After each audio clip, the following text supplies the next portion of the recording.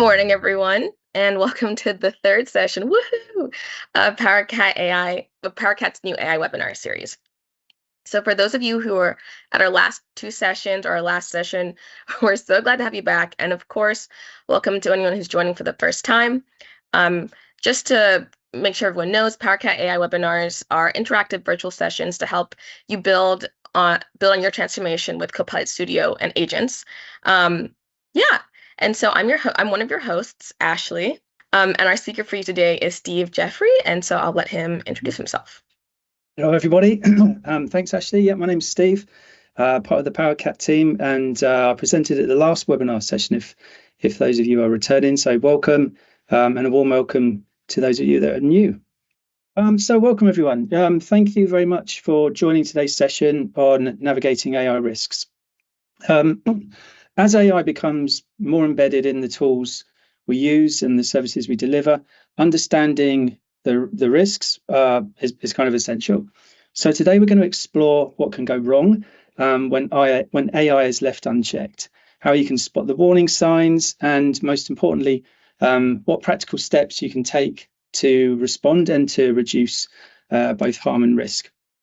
We'll use a relatable scenario that allows us to introduce Microsoft's responsible AI principles, and will give us opportunities to reflect, discuss, and kind of hopefully apply what you learned today.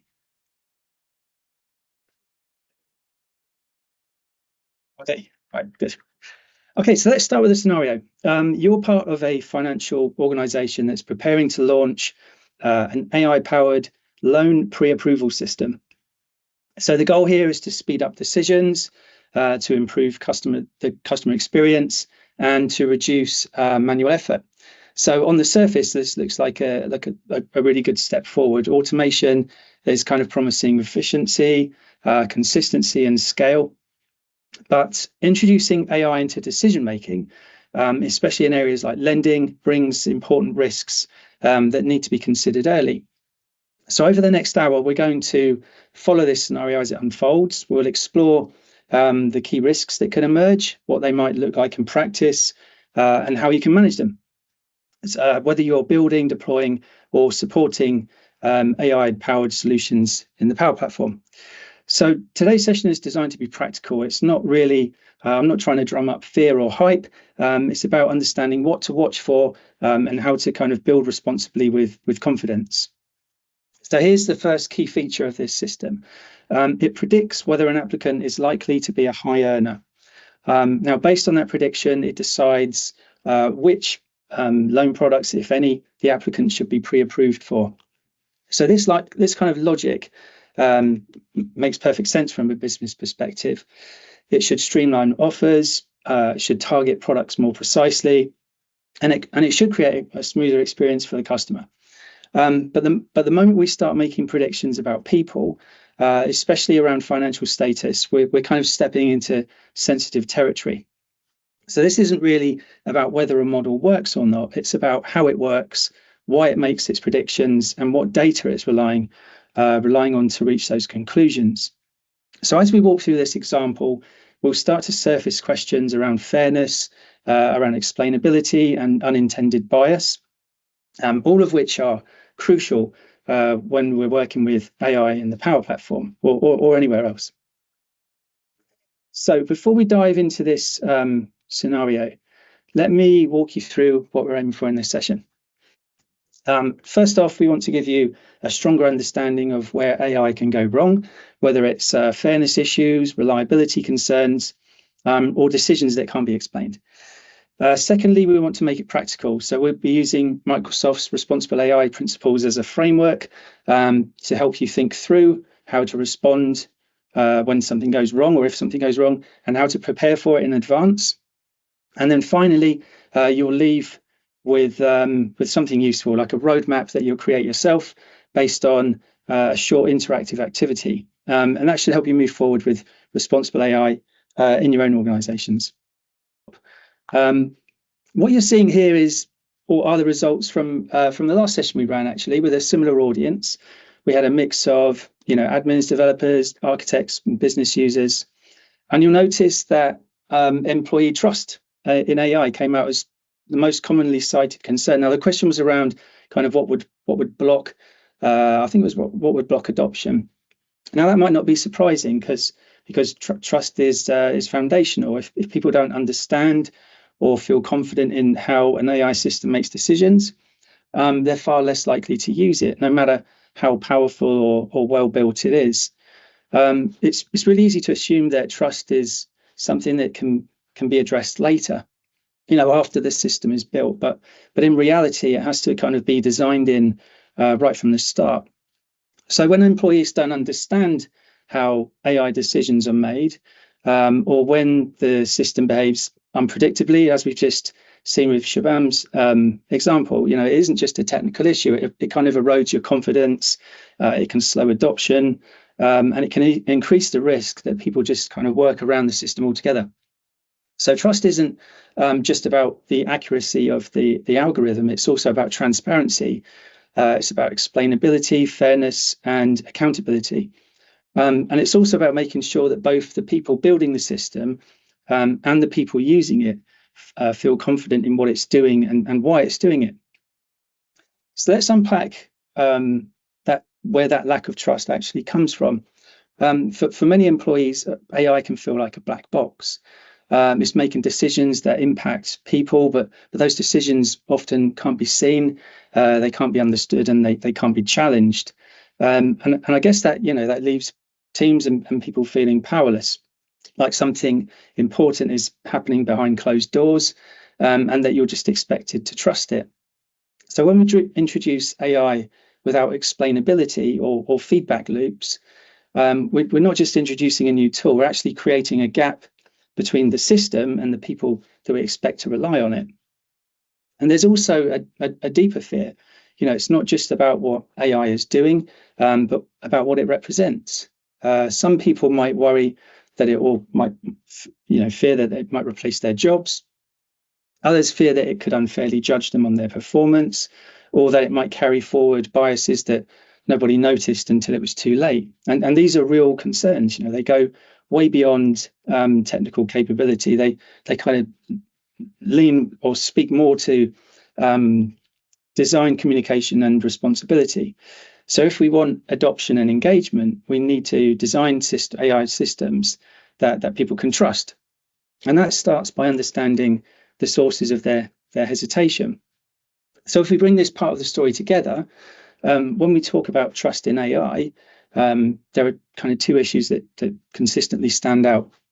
First, AI systems can unintentionally amplify hidden biases, especially if they're built on historical data that reflects, like real-world inequalities.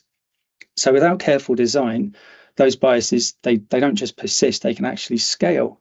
And then secondly, AI often makes decisions that people can't see, they can't understand, and they can't challenge.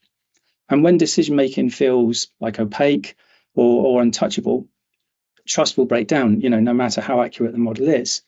So these risks are, they're deeply practical. And as we kind of return to our loan pre-approval scenario, we'll see how they show up in real development choices and how we can start to address them directly in the way that we build, test, and deploy AI solutions.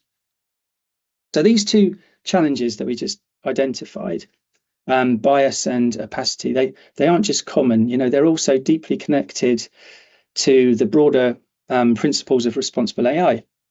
And so when we talk about amplifying hidden biases, we're actually talking about fairness. Are people being treated equally by the system? Are we accounting for disparities in the data or, assumptions that have been baked into the model? And when we talk about decisions that can't be seen, understood, or challenged, we're talking about transparency and accountability. Do people know how decisions are being made? Can they question them or correct them if something feels off? So these two principles, fairness and transparency and accountability, they form the foundation of responsible AI practice. They directly guide the design, the testing, and the governance choices that we make, especially as we build within the Power Platform. So let's take a closer look at how these principles can be applied, and we'll start with fairness. So we'll shift gears a little and look at a really simple example. This is a square. It's a square. It's got 4 equal sides. There's nothing nothing surprising really. Now we have more squares. They all look the same. They're the same size. They're the same color. And if we were training a system to recognize squares based off of this data, it might come to some strong conclusions about what a square actually should look like. And we could add even more. It's still the same type. It's very uniform. It's very consistent. And that consistency, that can be very helpful when we're building models. But it can also lead to overconfidence. Now our system knows what a square looks like because it's only ever seen one kind. So then if we added something different, we know it's still a square, but it doesn't match what the system has been trained on. Maybe the model would flag it as an anomaly, or maybe it would exclude it entirely. So the question then becomes, does the system know it's still a square? And here's kind of like the bigger picture, squares, sizes and colors. If our training data only includes like a narrow view, the model would fail to recognize legitimate variation in real world. And that's how bias creeps in. It's not from intent, but it's from the limits of the data that we feed into the system. So what's the takeaway? Diversity in training data. It's not just a best practice; it's essential because in reality, input or valid input comes in many forms. So if we want to have fair outcomes, our models have to reflect the range of people, behaviours, and contexts that they're meant to serve. Because then we'll get systems that behave predictably and not just accurately. And that kind of nicely brings us back to responsible AI. Fairness, inclusiveness, transparency, they're not just kind of ethical goals, they're actual design requirements. Otherwise, this is where we could end up. We have 2 identical shapes, they're the same dimensions. The only difference is their color. One is labeled a square and the other is not a square. And this is what happens when our AI systems are trained on limited, homogeneous data. When we don't challenge our assumptions, when we don't bring fairness and inclusiveness into the design process. So the risk is that AI makes mistakes, but it's also, well, it's not that it makes mistakes, sorry. It's more that those mistakes, they feel invisible, they feel logical, or even justified. And this is why responsible AI matters, because behind every square or non-square is a person that's been affected by this decision. So trust isn't, about the accuracy of the algorithm. It's about transparency of the system, explainability, fairness, and accountability. It's about making sure that both the people building the system and the people using it feel confident in what it's doing and in why. So in the next part of our scenario, we'll take a look at what happens when that trust is missing and what we can do about it. But before that, we'll talk about Microsoft's responsible AI principles. These are the 6 principles of responsible AI. They provide a framework for designing, building, and deploying AI systems that are aligned with societal expectations and organizational values. Now, we've already touched on fairness and transparency. Each principle here plays a role in reducing risk and building trust.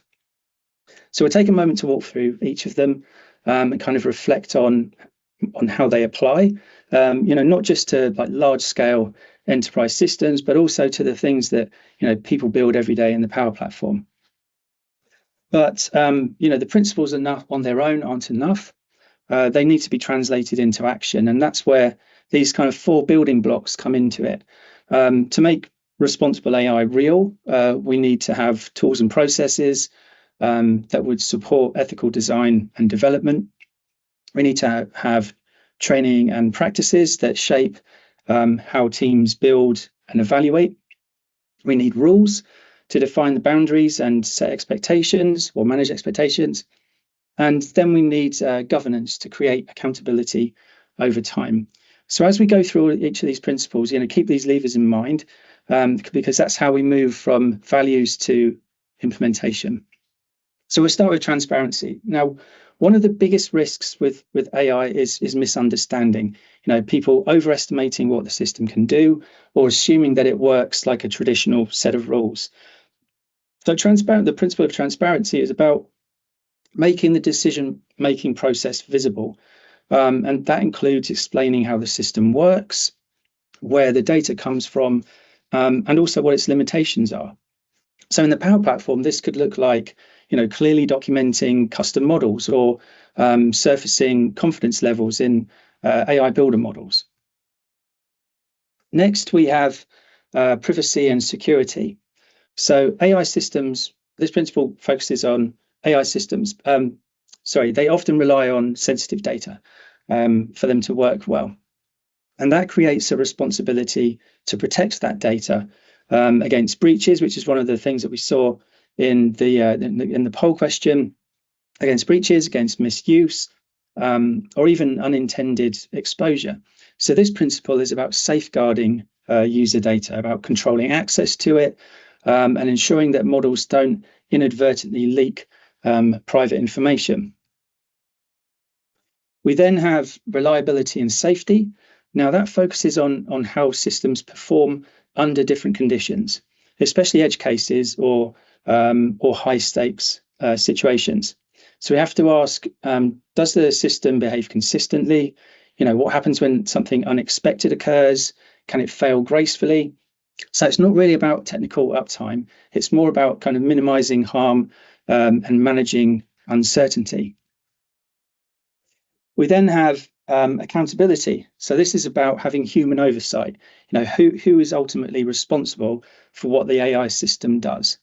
Now it's easy to assume that once a model is trained, it's out of our hands. But responsible AI requires clear ownership and the ability to intervene if or when something goes wrong. So this might include, for the Power Platform, this might include, assigning owners to custom AI models, tracking its usage, reviewing decisions that have been made by automated systems, and ensuring that owners are prepared to explain or override outcomes. We then have inclusiveness. Now, this principle asks us to design for everybody, not just the majority. And that means considering people with different abilities, backgrounds, or experiences, and building systems that support them equally.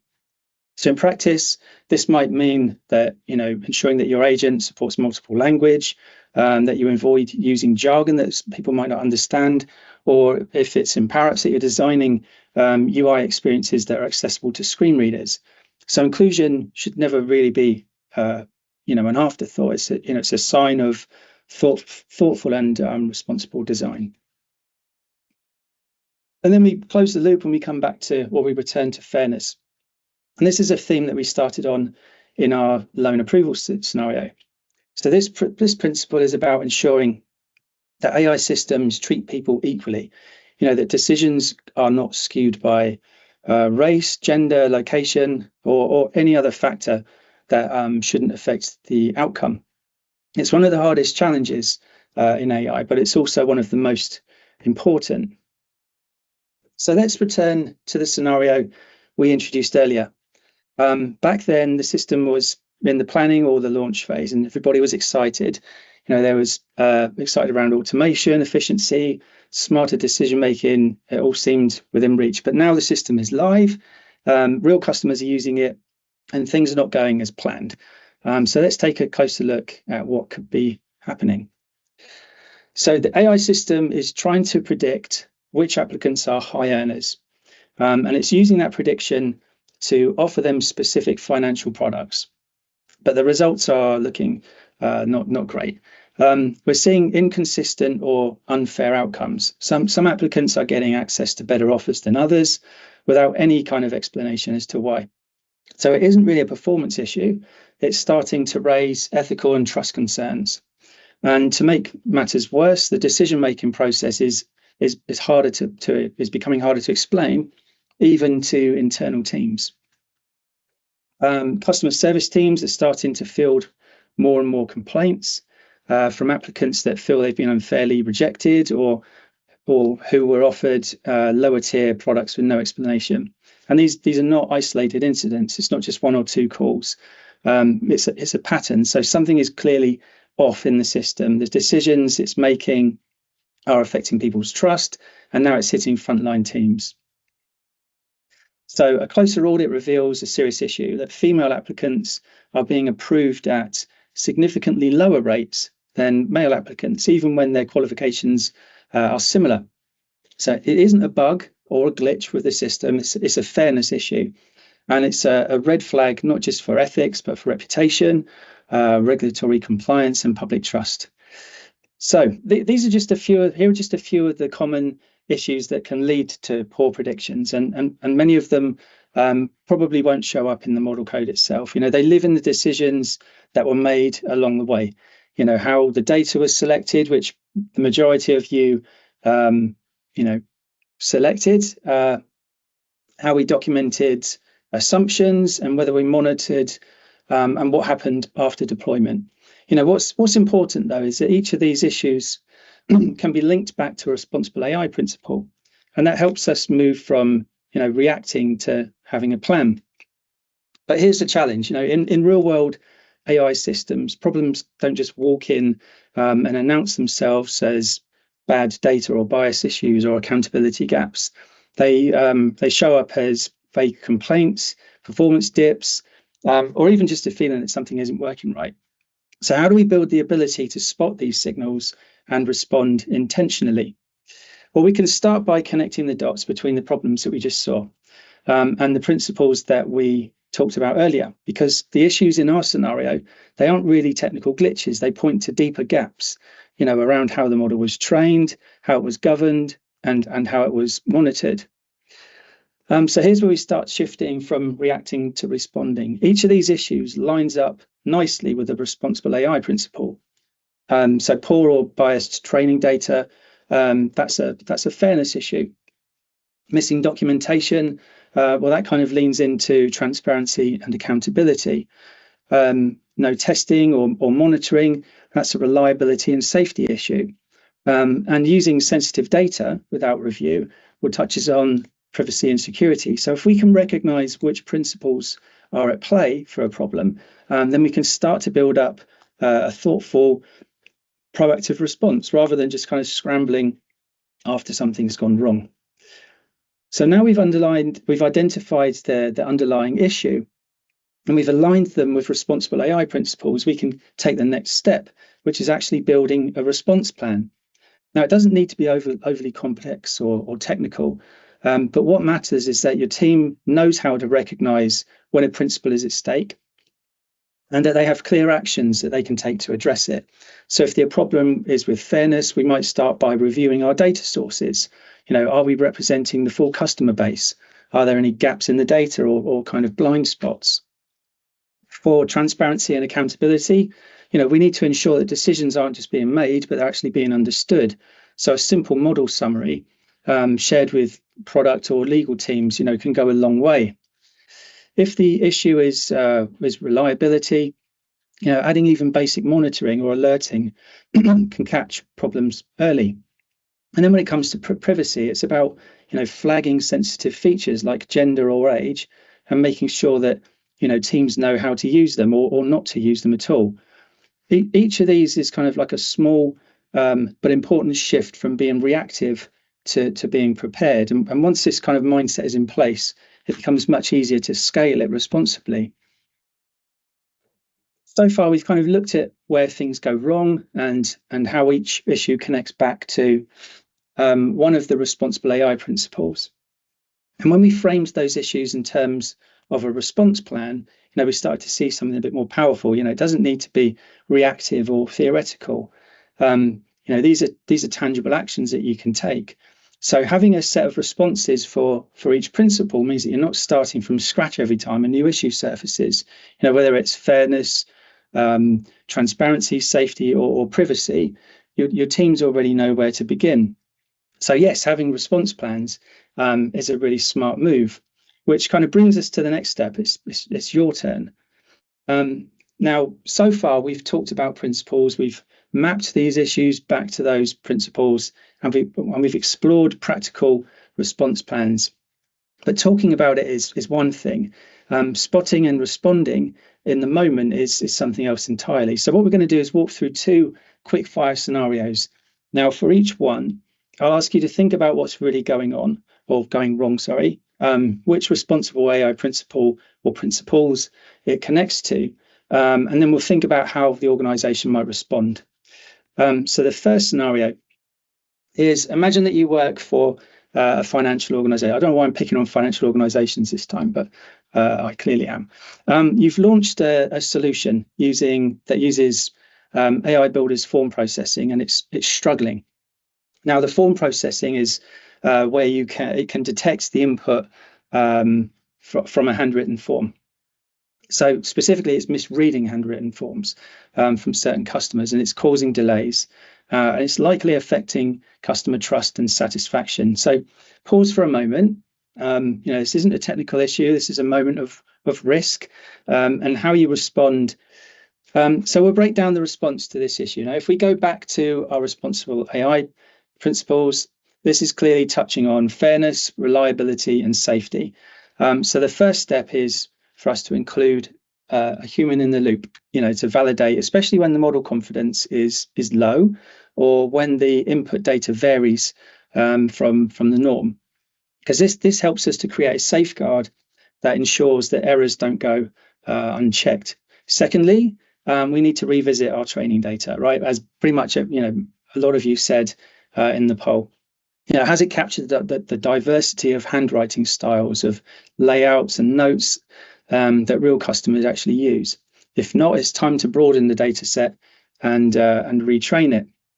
And third, a quick but important step is to check if different branches, different paper types, or even different scanning methods. These kind of small differences can have a big impact on model accuracy.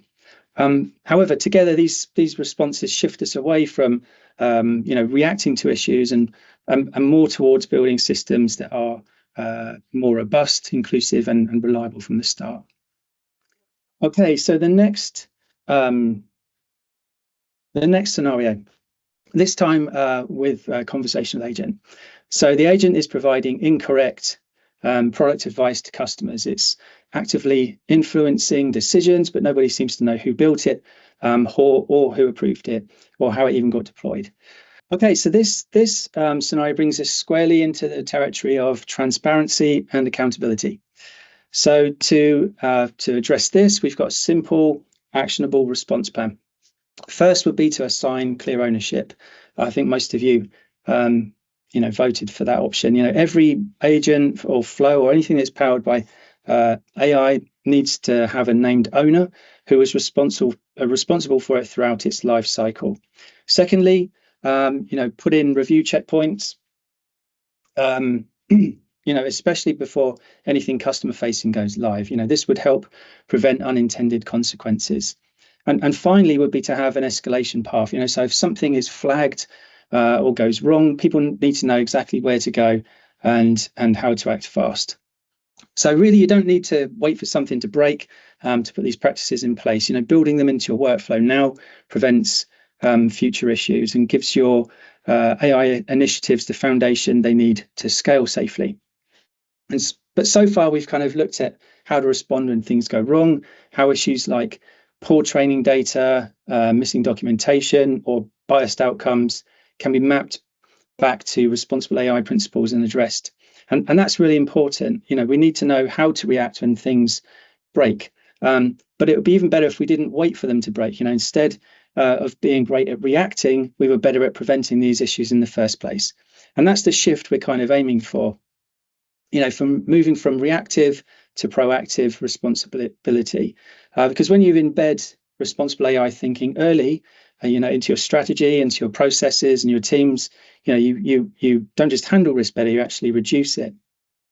And this slide kind of brings us back to the 6 responsible AI principles, but this time we're not just identifying issues. We're focusing on the type of responses that we should be prepared to take. Each of these principles can and should have associated standards, processes, and accountable owners in place. So just to walk through a couple of examples quickly, for fairness, we might define how we test models or prompts using diverse data, or how we measure differences in outcomes between user groups.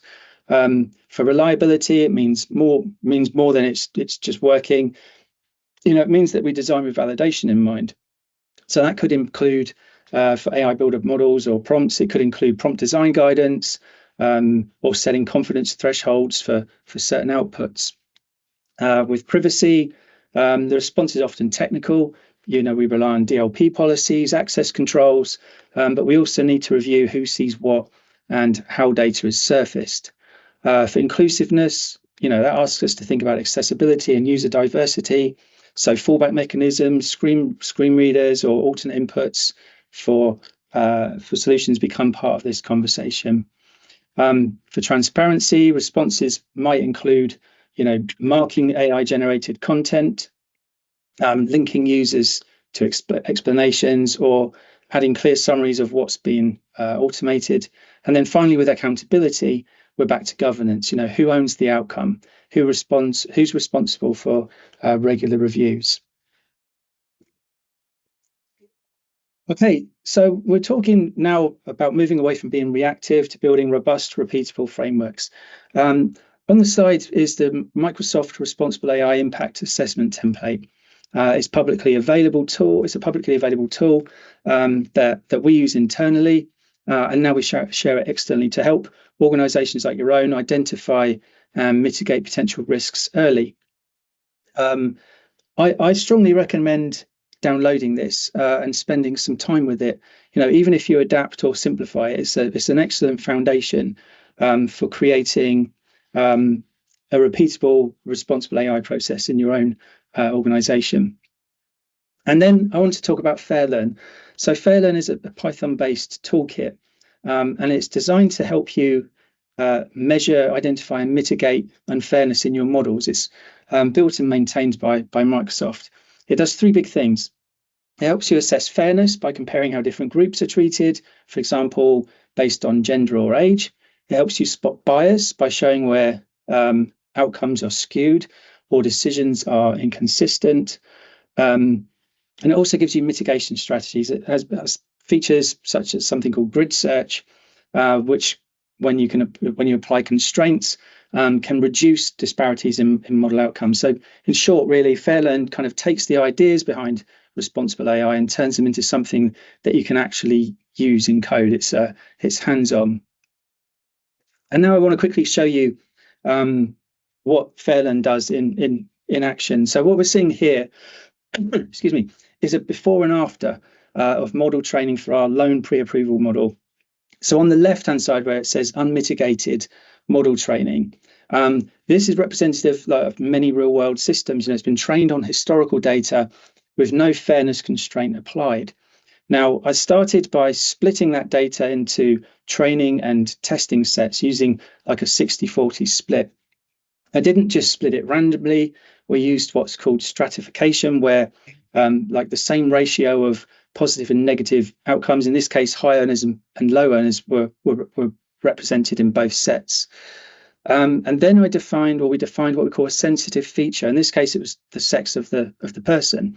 A sensitive feature is something that could reflect historical bias or lead to unfair outcomes if the model learns from it too directly.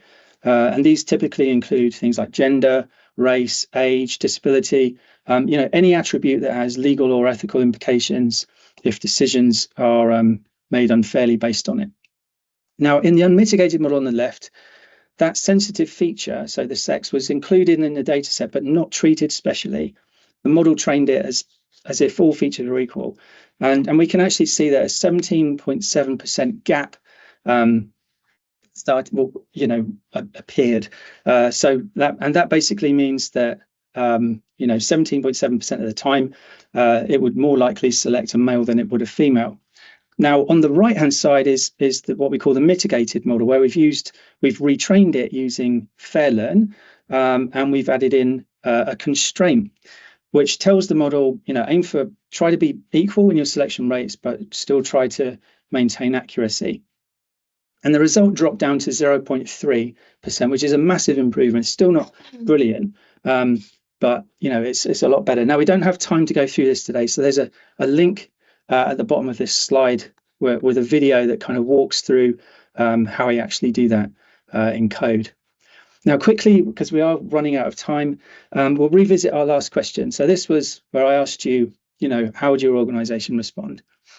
Now, this the options that we gave you wasn't just about how you would respond in the crisis. It's more a reflection of your organization's broader maturity when it comes to AI risk management.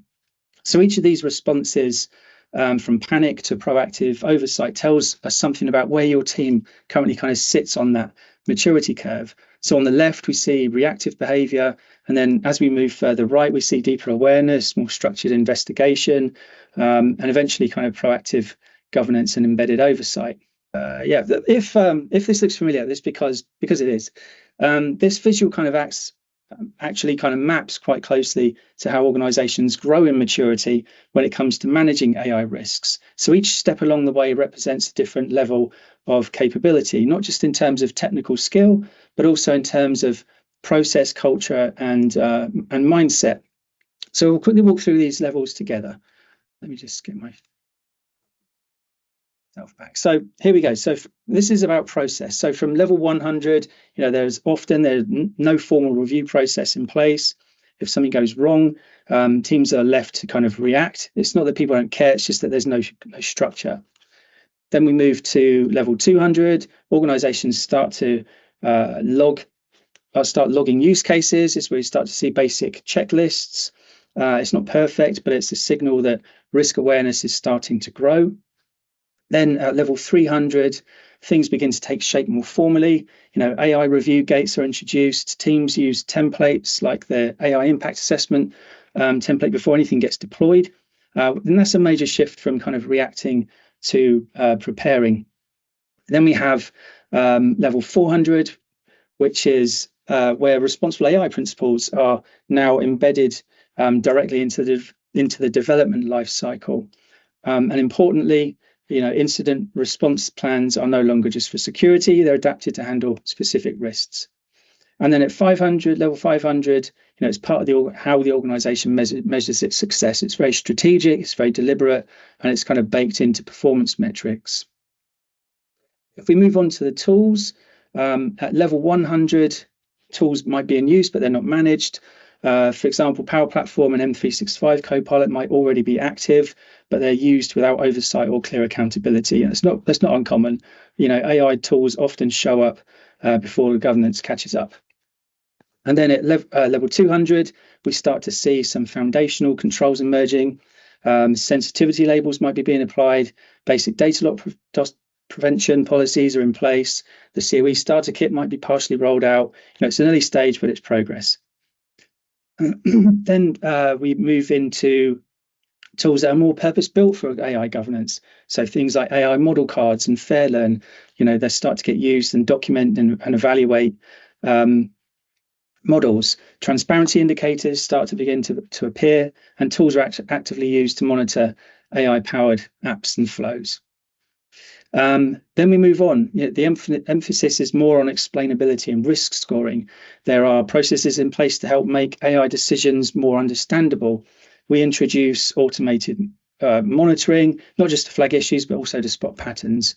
Risk scoring tools start getting integrated into daily operations.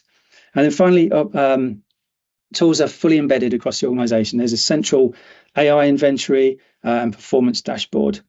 Tooling is usually custom fit, and it's kind of built into development pipelines, giving teams more visibility and control.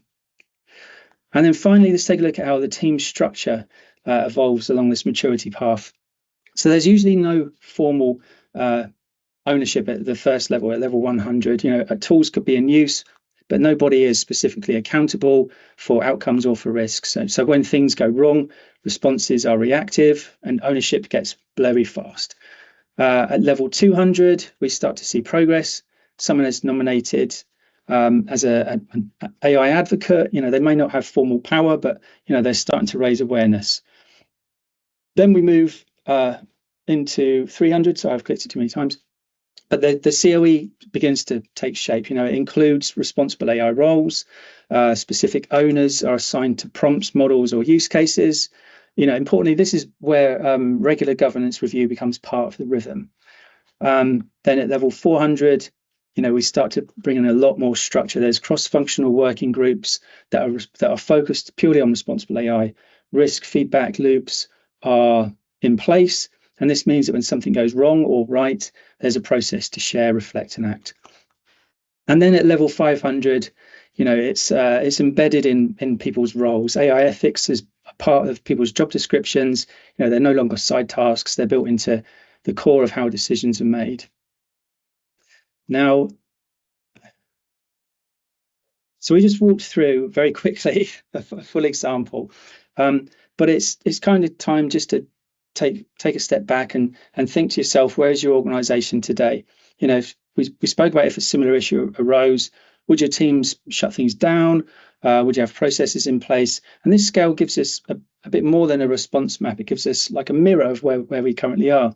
And now we're going to run a quick exercise, or I'm going to show you a quick exercise and probably leave you with it because we're just slightly over time. But what if you visit this URL, aka.ms/powercat/AI-risk-roadmap, it will take you, hopefully, to this page. And what I'll do is I'll just leave you with a demo and then let you use it. But essentially, if you were at our last webinar, we had a very similar kind of exercise where it's basically card sorting.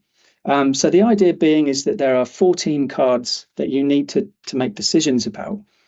Each card will prompt you with some kind of AI-related challenge. And you need to decide, is this something that your organization could do now? It's pretty straightforward. It would help build momentum. Is it something that your organization could do soon? Maybe there's a little bit of planning involved, but you could get to it pretty easily. Is it something that your organization could do later? Maybe it requires more resourcing or more executive buy-in, or is it something that your organization has done? Now, when you click the draw card button, you're given a card, and this card will have the title here, so review past model decisions for fairness.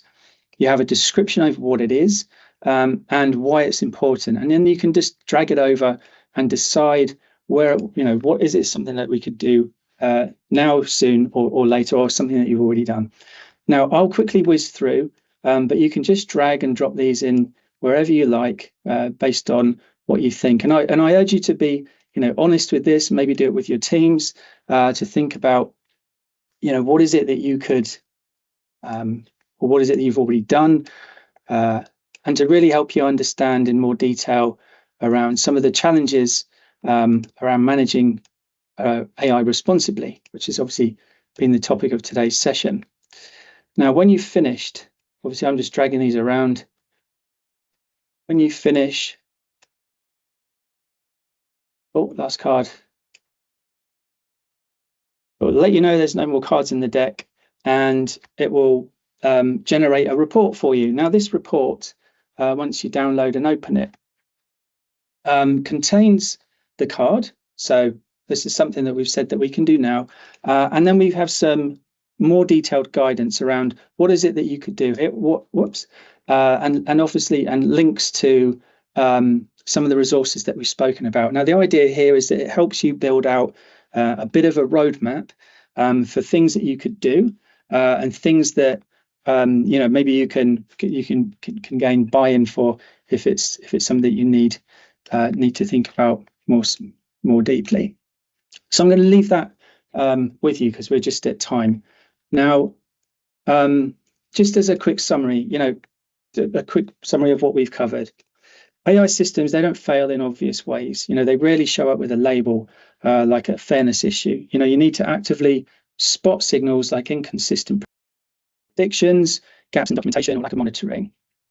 Responsible AI is more than a principle. It's a response strategy. So each principle gives you a lens to diagnose problems and the ability to develop your own playbooks for how to fix them. Fairness, transparency, safety, privacy and beyond. Don't just react, prepare. Having response plans for each principle means that you and your teams, that you're not starting from scratch if things go wrong. You're building resilience into your processes. There are tools out there already. Use them. The responsible AI impact assessment template, it gives you a robust framework to build processes around. Download it, adapt it, and use it. And then finally, you don't need to fix everything. Just start fixing something. Now, progress, by that I mean progress comes from building awareness. Asking better questions and embedding responsible AI thinking into everyday decisions. Now, we're 6 minutes over, so apologies for running a bit late. But thank you very much for your time today. And that kind of is the end of my session. So I'll hand over to you, Ashley. For Copilot resources, please, we have this site here. Go to any of these, the website, the blog, the demo, the docs, the community page, the studio resources. And we just want to say thank you so much for participating. This has been very informative, and I hope you guys have a good day, morning, afternoon. Yeah.